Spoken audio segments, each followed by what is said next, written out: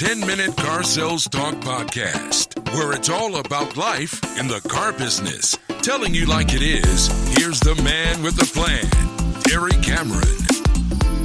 Welcome back to the 10-Minute Car Sales Talk Podcast. I'm Terry Cameron. I just got off the mountain bike trails that have been flooded out over the past couple of months because of all the rain we've had here in Central Texas, and some of these trails have just recently opened. And I noticed how some people were not able to navigate some of the holes that were left, the boulders, the new creek beds that are there after the water washed everything away. And I noticed the reason they couldn't navigate these and overcome these obstacles is because they waited until they got to them before they decided how to handle it.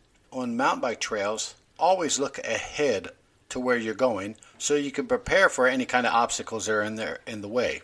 And that's kind of like the car sales business. There's going to be some obstacles. You just can't wait for them to happen before you start dealing with them.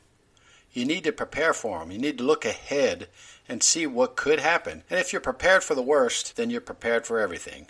Because rarely does the worst happen. Before we go no further, I just want to remind you to head over to the 10minutesalestalk.com website and send me an email with any kind of questions or comments, and I'll try my best to get back to you as soon as possible. You can also find me on Facebook, LinkedIn, and if you don't mind, hop over to the Apple Podcast or whatever platform you're listening from and leave me a review. 5 stars, 4 stars, it really doesn't matter. But leave me something, and I sure do appreciate it. So like I was saying, you have to prepare for the obstacles that are coming. Don't wait until you get to the objection or obstacle before you decide how you're going to navigate it. You need to be prepared for it. And there's really not that many things that can go wrong in a car deal as long as we're working them the right way. So let's talk about how to work a car deal from the salesperson's perspective and the sales manager's perspective. Anybody can work a car deal. And what I mean by that is to desk a deal. With today's CRMs and all the computers, it doesn't take a whole lot. You don't have to be that smart to work a car deal. We sent monkeys to the moon. We could probably teach a monkey how to desk a deal. The key to desking a deal properly, and when I mean properly, I mean to where you have a greater chance of being successful, is to make sure that you have every tool at your disposal and you know how to use them, and that you get the salespeople along with the sales manager involved in this in the desking process. The elements of a car deal aren't that much. You need to know the sale price of the car, the cost of the car, if it's new or if it's certified pre-owned, because of rebates and special APRs. You need to know the trade value, if there is one. You need to know the payoff of a car, if they still have a lien on it.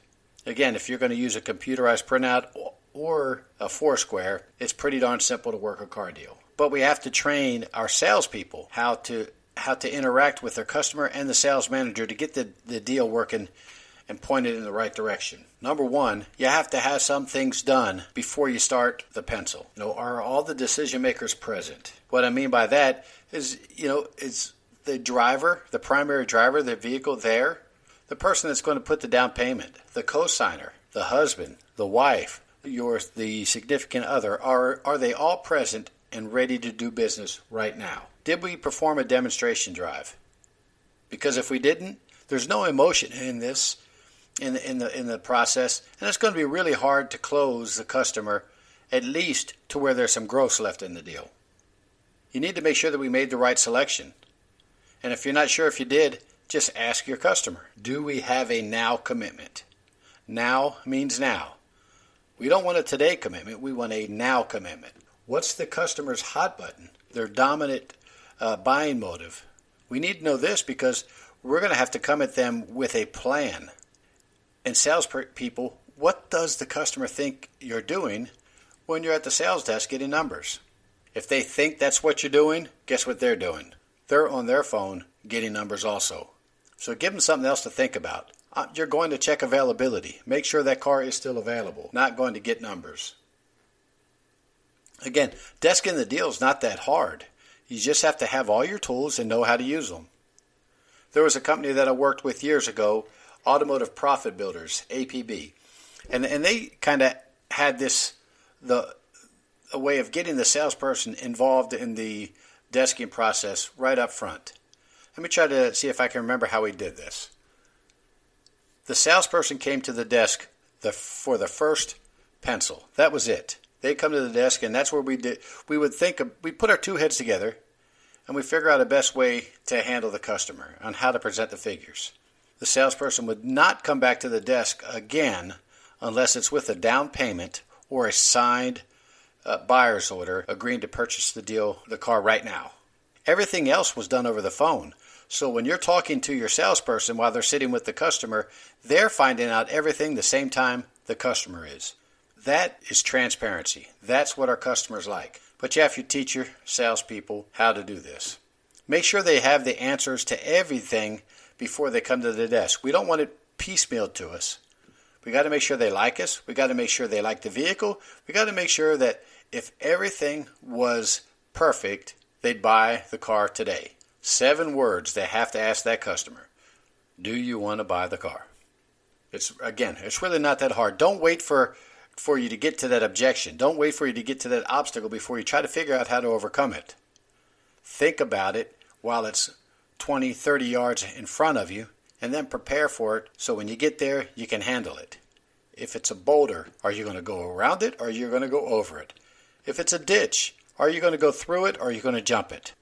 If the customer has issues with the payment, we need to know that up front. If the primary buyer isn't there, we need to know that up front.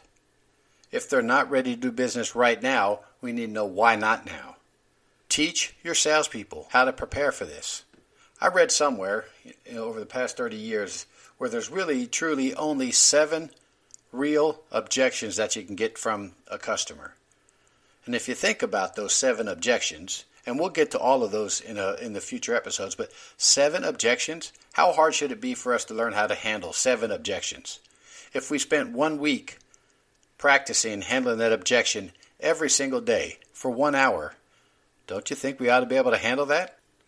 And then next week, spent the entire week, 1 hour a day on another objection. It doesn't take long, as long as we're role-playing it the right way, to learn how to handle all of these things. And really, guys, if there is an objection, it's usually brought on by us. Remember, the customer came to buy the car. They didn't come to look at it. They didn't come to fill up their grocery cart just to leave it sitting at the door and go home with nothing.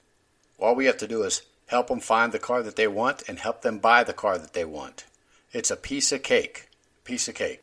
Remember, working a car deal is simple when you have all of the tools, including sales manager, salesperson, and customer involved in it, working it the right way.